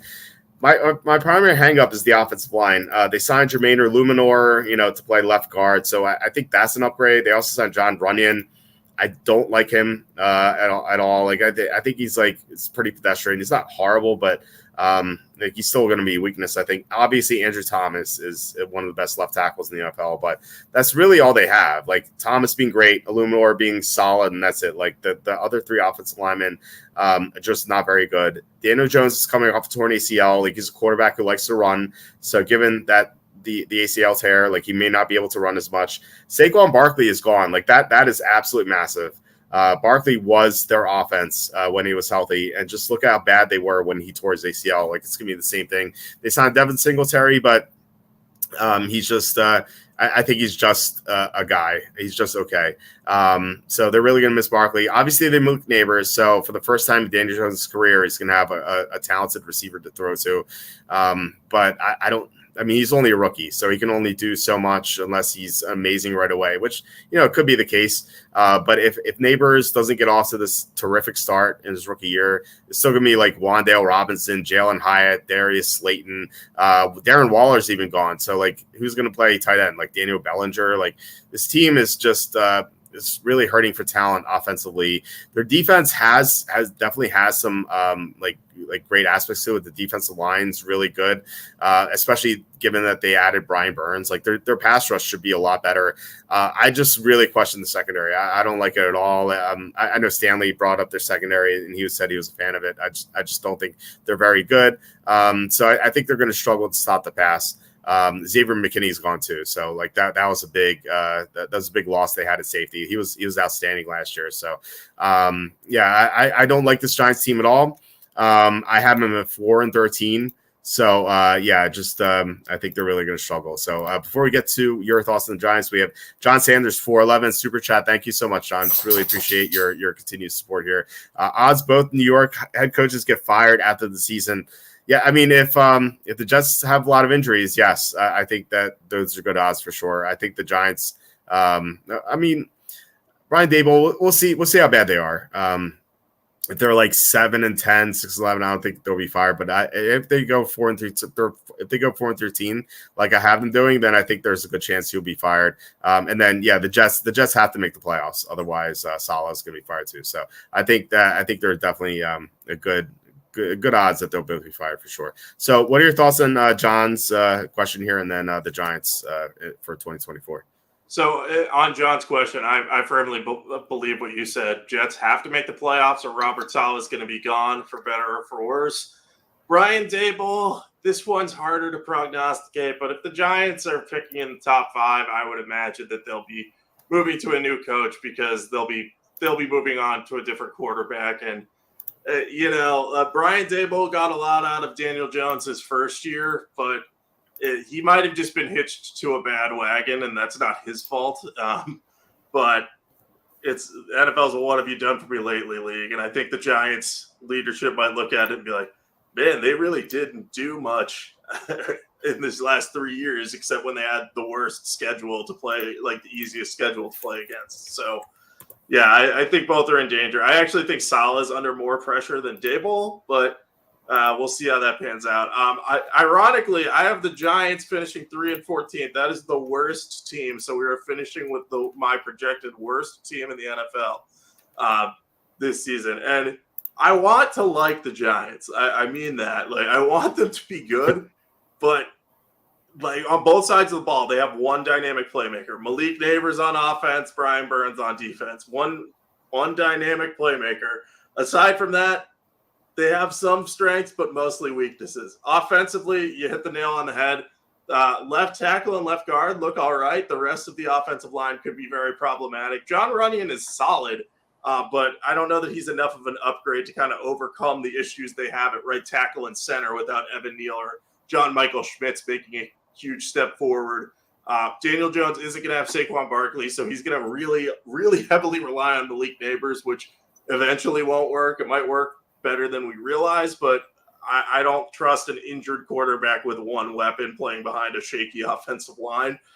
So I don't think the offense is going to be very good. Defensively, I really like the front defensive line with Brian Burns, Kayvon Thibodeau, Dexter Lawrence. I mean, that group is going to be pretty good. It's the back seven that I have questions about. Like, I like Bobby Okereke at linebacker, but the rest of the unit and the rest of the secondary just kind of scares me. They're going to be trusted some young players in that secondary. Deonte Banks, maybe he takes a big step forward and becomes the number one corner. But, I mean, even if he does, there's just so many other young pieces that would have to come together for this to be a solid defense. And, yeah, they'll be helped by having a good pass rush. But how consistent can they legitimately be? And what happens if either Thibodeau or Burns goes down on the edge? Or if Dexter Lawrence gets hurt, all of a sudden then they have a gaping hole in the middle. So there's just not a lot to love about this Giants team. I think they need a really good offseason next year to kind of piece things together and get back towards that wild card contention. But I think they're more likely to be in the running to be one of the worst teams in the league this year than they are to be in a playoff picture. Yeah, I think if they had a tougher schedule, I'd have them at like 2-15 or something. But they do have the NFC South. They'll be able to get a win or two there, and then like maybe they'll get one win against Washington, or who knows, maybe against Dallas. Like Dallas whopped them twice last year, but Dallas will be weaker. So if the Giants can catch them off guard, maybe they'll get a win there. So I do think there's some opportunities for wins just because they have an easier schedule. But yeah, if they're in the AFC, if they're in the AFC East instead of the NFC East, just swap them with the Patriots. Like they go like 2-15 or worse for sure. Yeah. So Love T says, "Boo! Arizona gets the number one pick." I think Arizona is, as long as Murray's on the field, I think they're a pretty decent team. We saw that last year again. Like they They went to Philly. They beat the Eagles. They went to Pittsburgh. They crushed the Steelers, who ended up making the playoffs. And then they almost beat Houston in Houston. So this is a good team last year at the end of the year when Murray was healthy. And so I like their offense a lot. We talked about them in the previews. I think they have potential for sure. Yeah, they have I have them at 5-12, and that feels closer to their floor than their ceiling because I think if things break well for that offense, they can win 7 games.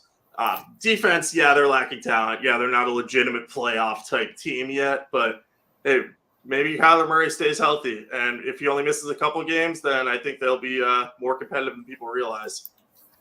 Yeah, I definitely think so. Rambi says, okay, so the Bears at plus 100 to miss the playoffs over at DraftKings. Isn't this a smash play? I really don't see how they get in and see this line more as a hype line for the other way. I think they're more likely to miss the playoffs than make the playoffs, but I have it so close. I have them at 9-8. I have the Cowboys at 9-8. I actually have Dallas winning the tiebreaker over the Bears. So I don't have the Bears making the playoffs, but I have them as the 8th seed basically in the NFC. So it's super close to me. So I wouldn't bet it. Would you bet this? No, they're also my 8th seed at 9-8. So they lost tiebreaker to the Rams and Cowboys in mine. But I don't hate the idea, but I think they're a team that could heat up late in the season. So this might be one that you bet, if you were to bet, you'd look early in the season and think it's easy money. And then all of a sudden it becomes lost as the NFC opens up because all it takes is one injury to these wildcard teams. If the Rams were to lose Matthew Stafford or if the Cowboys were to lose Dak Prescott, all of a sudden the Bears go from looking like a team that's probably on the outside looking in to more on the inside of the bubble. So I just think that there's too much risk in this compared to the value. Yeah. John asking, did Arizona get the Giants first round pick? No, actually, this is a rarity. There is no team that owns another team's first round pick in 2025 at the moment. Now, things will change, obviously, but right now every team has their first round pick. But I can't remember the last time that was the case. Usually first round picks are traded. Yeah, that kind of scares me. That leads me to believe there's going to be a lot of trades this year. Yeah, I think so too. Love T says Arizona has a horrible defense. Yeah, well, on paper, yes, but remember they have Jonathan Gannon. He's a really good defensive coach, so he might be able to get the most out of some players. Like last year, like Dennis Gardeck came out of nowhere to play pretty well for them. Like he might coach up some guys that we don't know about right now. So I wouldn't dismiss their defense being mediocre, but it does look bad on paper, but it could be better than we think. Yeah, and even if it is bad, so long as Murray's healthy, the offense can stay competitive with some of the. They're not going to beat the best teams in the NFL if their defense is bad, but some of those mid-tier teams or the teams that are on their level, they'll have a better chance of beating most of them because of Murray. Yeah, that's true. And then Sue says Giants have the dreaded Europe game in Week 10 with the bye following. This is when head coaches get fired on the plane ride home if things aren't going well. Who is that against? European game. I don't know. I'm going to look it up right now. So they play. Oh, they play Carolina. So we'll see. If Carolina beats them, it might look pretty bad.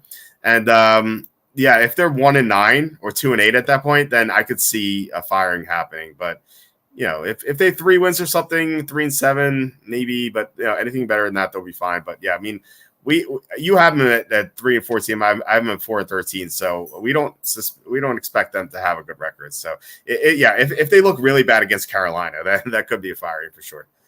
Especially since that's the Brian Burns revenge game that we all have circled. That's absolutely true. All right, so with these odds here, we have the Eagles at -120, Cowboys plus 155, Redskins at 11-1, Giants 14-1. Are you looking to bet any of these? I would consider the Eagles. I think that's fairly decent odds. I know it's minus money, so some people will be like, "Oh, why that? What's the value?"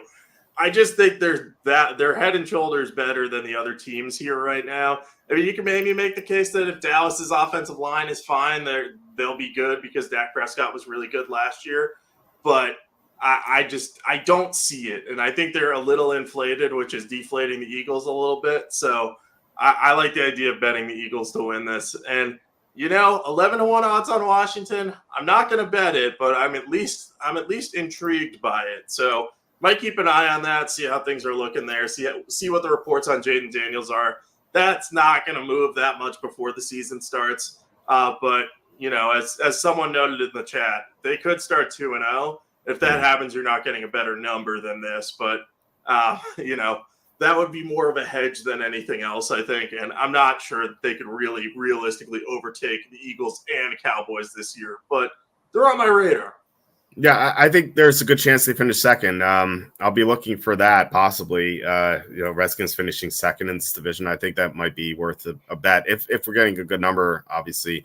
But yeah, I mean, Eagles minus 120 looks decent. I think I'd rather bet them to win the conference or Super Bowl because you're just going to get better odds. But I do think minus 120 is a decent number considering how much better we think they are than the other three teams. So yeah, let's go to the Super Bowl.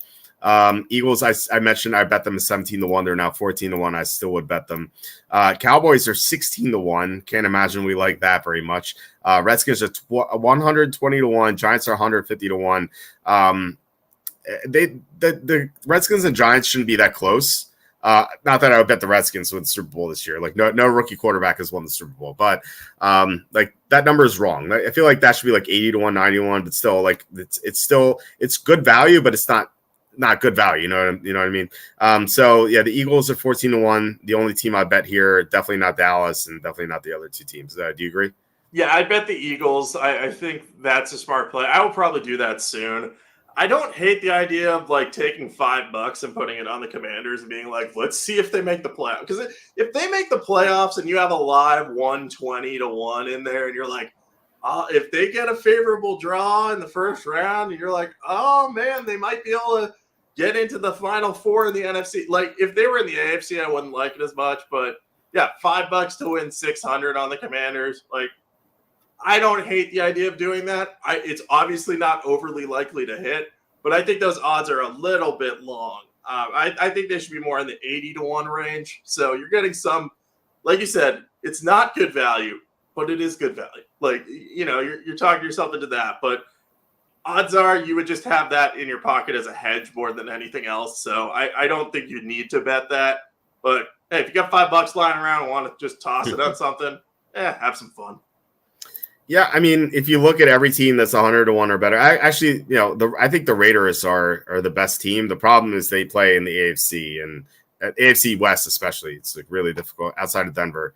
But outside of the Raiders, the Redskins are the best team in this 100-1 range. And in fact, I like them better in the Saints at 90-1. I like them better in Minnesota at 80-1. I like them better in the Arizona 80-1, and I like them better in Seattle at 65-1. Now we have the Colts here at 55-1. I think they're the best value. That like realistic value that could win the Super Bowl. But I do think there's some merit to what you're saying. You have a good hedging opportunity with the Redskins at 120-1, but they're not the Jaguars. Remember we got them at like 120-1 that one year was Trevor Lawrence's second year. Like that was insane value. We're just not seeing anything like that here, unfortunately. So yeah, like I said, I don't think it's that bad, but I wouldn't do it. I would go more on the Colts. Like I'd rather put that $5 on the Colts, Yeah, I think that's the smarter and safer play, and that one probably has more likelihood to pan out. You're definitely right. There's no team that's like the Jaguars this year. They're just the Jaguars that year had basically the only path out of their division. So you felt pretty good about, hey, this team's probably going to make the playoffs unless Tennessee has another great year with Ryan Tannehill and a bunch of guys that Mike Vrabel has somehow turned into stars. Like that was our whole prognostication, and it panned out. But yeah, that was really just a hedging opportunity anyway, and I didn't take it, so I probably shouldn't put any money on Washington to win it all. Let's see. Steelers is the good bet.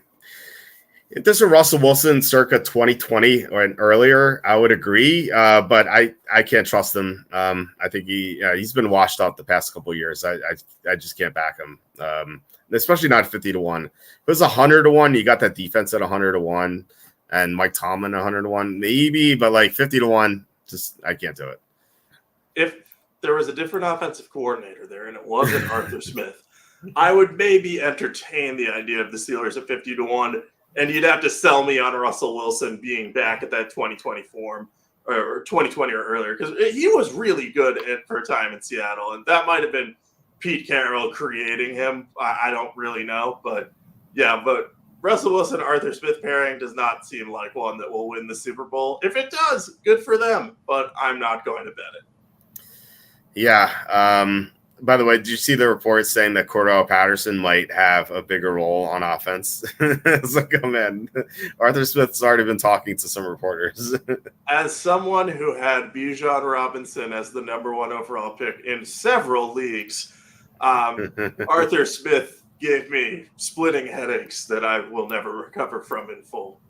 Yeah, believe me, I had several Bijan Robinson Rainmaker cards that went to waste. It's just so brutal. John says Walt loves the Redskins. Admit it. Hail to the Redskins. No, I wish I loved the team. I don't really love any NFL team. I love the team I bet, and I will be betting the Redskins this year. So I will love them this year at times. John says AFC North is division super brutal. Yeah, he's talking about the Steelers.